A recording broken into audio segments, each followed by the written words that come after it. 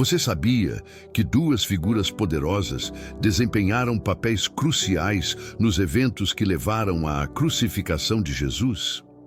Anás e Caifás não apenas controlavam o Templo de Jerusalém, mas também influenciavam profundamente a política e a religião de sua época. Quer descobrir os segredos por trás de suas decisões e como elas mudaram a história? Então, fique conosco e prepare-se para uma revelação surpreendente.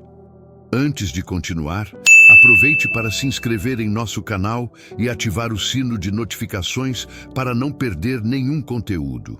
A ocupação romana trouxe consigo um sistema de governança que restringia a autonomia das autoridades locais. Isso resultou em uma relação complexa entre os líderes religiosos judeus, responsáveis pela ordem no Templo de Jerusalém, e os romanos, que buscavam manter o controle político e a paz. O Templo de Jerusalém, sendo o principal centro espiritual e religioso da comunidade judaica, recebia anualmente milhares de peregrinos em busca de cumprir seus deveres religiosos, o que lhe conferia grande simbolismo e valor político. Nesse cenário de ocupação e tensões religiosas, Anás e Caifás se destacaram como líderes religiosos influentes. Ambos pertenciam à seita dos saduceus, que rejeitava crenças como a ressurreição dos mortos e o juízo final. Sua posição como sumos sacerdotes lhes dava um papel central na condução da vida religiosa, com autoridade sobre os rituais do templo. A relação entre os líderes religiosos judeus e os romanos era frequentemente marcada por conflitos. A ocupação romana gerava temores constantes de revoltas e perda de privilégios, o que influenciava as ações de Anás e Caifás, especialmente em relação à prisão e julgamento de Jesus.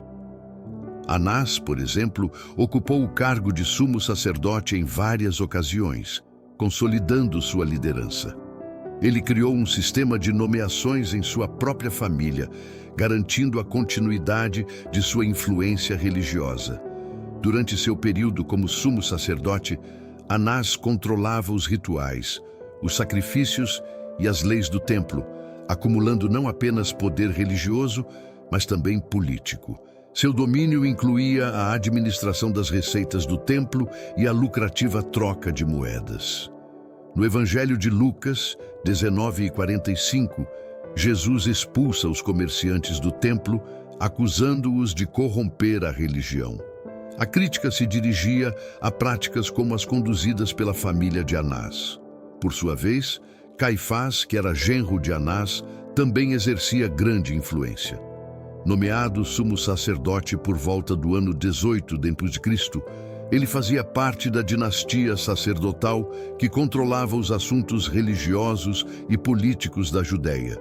Caifás era conhecido por sua astúcia e disposição em proteger seus interesses, mesmo às custas da justiça. Sua participação no julgamento de Jesus é emblemática. Ele afirmou que seria melhor que um homem morresse pelo bem da nação. Uma declaração carregada de intenções egoístas, mas que acabou se tornando uma profecia divina. Após a prisão de Jesus, ele foi levado perante Caifás e o Sinédrio, onde foi acusado com base em testemunhos falsos. Mesmo diante das acusações, Jesus manteve silêncio, respondendo apenas para confirmar sua identidade como Messias, o que levou Caifás a simular indignação ao rasgar suas vestes. Após a decisão do Sinédrio, Jesus foi entregue ao governador romano Pilatos, onde ficou claro o desejo dos líderes judeus de vê-lo crucificado. A influência de Caifás e Anás foi fundamental na trama que levou à crucificação. Mesmo após a ressurreição de Jesus, ambos continuaram a perseguir seus seguidores. Caifás, por exemplo, ordenou a prisão dos apóstolos e participou da execução de Estevão, além de autorizar Saulo, futuro apóstolo Paulo, a perseguir cristãos em Damasco. Anos depois, a tumba de Caifás foi descoberta em Jerusalém, contendo restos que possivelmente pertencem ao sumo sacerdote mencionado no Novo Testamento. Já Anás, apesar de sua reputação de corrupção, continuou exercendo influência até provavelmente morrer durante a destruição do templo pelos romanos em 70 d.C.